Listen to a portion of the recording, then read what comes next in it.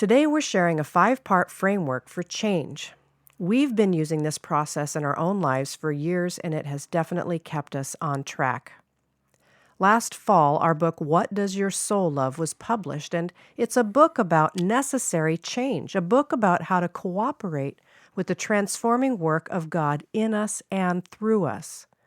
What does it take to stay on this journey of change over our lifetime? Welcome to the Unhurried Living Podcast.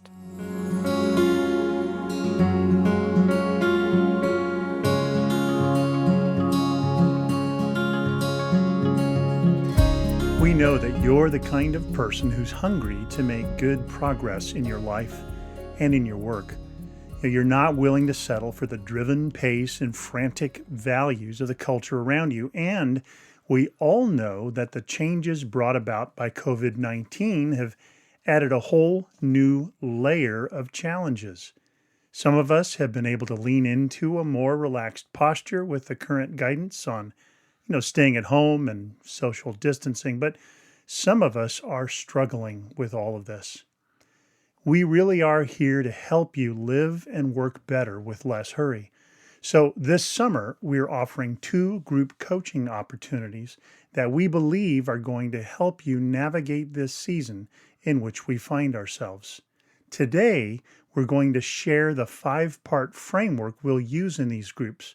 And we're sharing it because it really is a framework that you can use in any situation where you're needing change in your life. It's true. Well, let's go over all 5 of these parts of this framework. So, the first part of the framework is assess. So, when you're assessing, you want to ask yourself a few questions. What problem am I trying to solve? What challenge am I trying to manage? What trouble am I trying to address? And what situations in my life are overwhelming me? Right. So you have to know where you are to figure out how to move on from there and get where you're trying to go. And I think one of the things that's really critical about assessing where we're at is, I think of a phrase that describes Jesus in the Gospels, that he was someone who was full of grace and truth.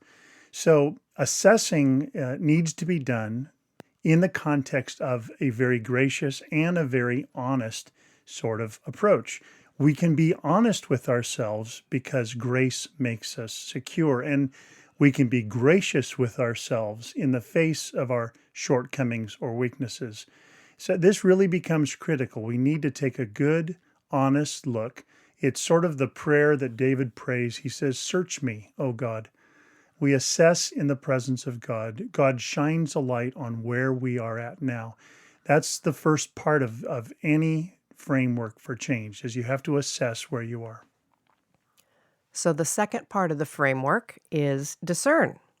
And when we discern, we're asking these questions.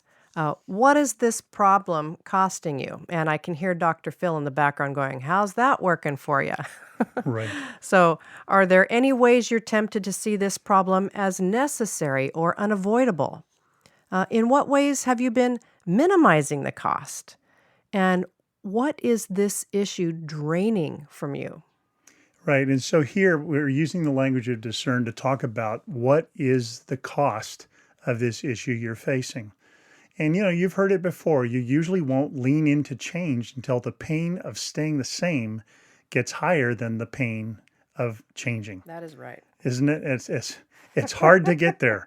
We have so many ways of avoiding pain or pretending it doesn't hurt all that bad, or I can survive this, or I'll just push through, or whatever. But change is in its own way painful. It has a cost, and it's important for us to acknowledge. So we get stuck when we come to believe in one way or another that the change we need is impossible, or it's hopeless, or it's just too hard. So the second step of this framework is discerning the cost. It's asking myself, what is this issue, this problem, this challenge, whatever it is that I'm seeing need for change? What is the price tag for me, for my relationships, for my work? And the third part of the framework is vision. So we can ask ourselves these questions in this section. What might be the benefits of overcoming this challenge? Who do I want to become? How do I want to live, actually? And what is the good that I can envision through this journey of change? It's having a vision. Right. And so this is sort of the other side of the coin to counting the cost or discerning the cost, is that we also have to ask ourselves, what would change look like? What's my best vision for a life that would look different, look better than where I find myself struggling now? This really was where Dallas Willard started when he talked about the process of human change. He said you have to start with vision. What is the good you see? So now this is not just a to-do list thing. This is a vision of who I'm becoming, as well as a vision of what I will be doing differently. And this, in our own experience, this is something we've gained in the context of listening for God. It's often come in times that we've set aside to be in a receptive posture. A vision isn't necessarily something you sit down and muscle out or figure out on your own. In many ways, visions are something God gives. God gives you a vision for this life, this kingdom life, this eternal life, this good life, this abundant life. Pick your favorite word. But it's a vision of where I see myself going with God's help. And the fourth part of the framework is practice. So here's some questions we can ask ourselves here. What perspectives and practices would help you make your way fruitfully forward? What rhythms of life and work could you establish to realize this vision of a better life? What can you do differently right now, today? And what is a small, simple, and gracious next step for you to take? This is practice. Right. So your first question there was what perspectives and practices, might be helpful to you. And on perspectives, this is a follow-up to vision. How you see yourself, how you see others, how you see your work. So it's learning to have a bit more of a big picture perspective. It's learning how to have an eternal life sort of perspective. When we get focused on a problem we're trying to solve, often we narrow the entire perspective of our lives on the problem and solving it. And that makes our world small, and it makes it very difficult to engage in the sort of change that God has for us. As far as practices, this really gets to the question of training. What form will this training for a good way of living and leading look like? We're not just going to try, we're going to train. And one of the wonderful little triads from What Does Your Soul Love that Jim came up with was the triad of small, simple, and gracious. When you're trying to make a change, sometimes we as leaders or people of high engagement, which I think our listening audience, I think that's the kind of people you are.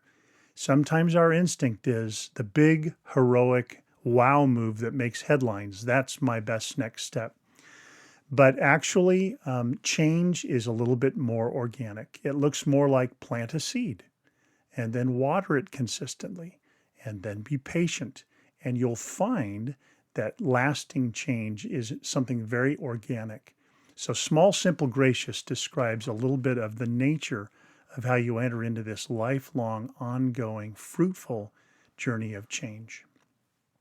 So the fifth part of the framework is sustainability. So we got all this rolling. How is it going to keep rolling? That's the question. So what will help you remain on this good path? What support systems can you establish? How will I continue this assess, discern, envision, and practice way of living and working? So in this fifth part of the framework, this sustainability issue it really is the reality that we don't usually stay on the path of change alone. In our experience, God's been kind enough to bring mentors and encouraging friends and coaches alongside us that helped us walk through these kinds of steps, this assessing and then discerning the cost and envisioning the good and then training for that good, the whole matter of practice. So change, what this says is change is really a process. It's not a transaction.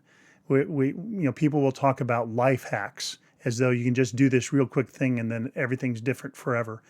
But usually change is a process. It's an adventure rather than being, sort of a momentary crisis. It's a life orientation. It's not just a problem-solving moment that I leave. So again, this 5-part framework for coaching, it begins with assess. Where are you at? It continues with discern. What is the cost of this challenge I'm facing? The third element is vision. What is the good life I envision walking into? The fourth element is practice. This is the matter of training. What will I do differently to make my way to this good life I envision? And then finally, the continuing matter of sustainability. What we are trying to do is live a lifetime. A long obedience in the same direction is how Eugene Peterson once put it. So with all that in mind, what we're telling you is that next month, we'll be launching 2 kinds of online coaching groups. In each of these groups, we'll walk together through this framework for change. We'll be meeting with 10 participants each, 6 times during June, July, and August. Yeah, so we thought we would both tell you a little bit about our different groups. My group is actually focusing on women, and we are going to work with our thoughts. So I'm wondering if you ever feel like this. Do you ever feel stuck in a cycle of critical thoughts, fears, or worries? Are you tired of being voiceless in your own life? Are you tired of feeling tossed around by the opinions of other people? And are you feeling pressured by not having enough time for what really matters? Well, together we're going to learn to manage our inner narratives. We're going to notice and discern our thoughts, and we're going to engage with intentional responses. So I invite you to engage this beautiful dynamic of being connected to women like you who want to dig in and grow. That's going to be really good. My group is called an Unhurried Leader Coaching Group. And again, it's a 3-month online journey with 10 leaders learning together to do better work with less hurry. So I really think this group is for you if you ever feel busy with too many commitments that don't feel as fruitful as you wanted, or you feel overwhelmed by the many expectations that arise around you and even within you, or maybe you're struggling with being driven by anxiety rather than being energized from a place of peace and well-being. Or maybe you're feeling like the work of God you do is crowding out time to enjoy the God with whom you do it. So in both of these coaching groups, you're going to get this, a 30-minute personal Zoom consultation with Alan or me to listen to your unique opportunities and challenges. You'll also get 6 90-minute online interactive gatherings with people like you who are hungry to grow and learn. And we'll hold a day retreat in the middle of the summer to help you reflect on what you're learning and see the path ahead more clearly. We'll have a private online group forum, and we'll close this coaching experience with another 30-minute personal Zoom consultation with us to help you sustain momentum with what you've learned. So I'm really hoping you'll join us for one of these summer coaching groups. We'd love to help you make some of the changes you've been wanting to make in your own life. And you can register today at unhurriedliving.com/coaching. Again, it's unhurriedliving.com/coaching. Yeah, with Jem, I agree. I hope you'll seriously consider this as a great way to be with us over the course of the summer. And as always, we love connecting with more and more friends like you who want to rest deeper, live fuller, and lead better.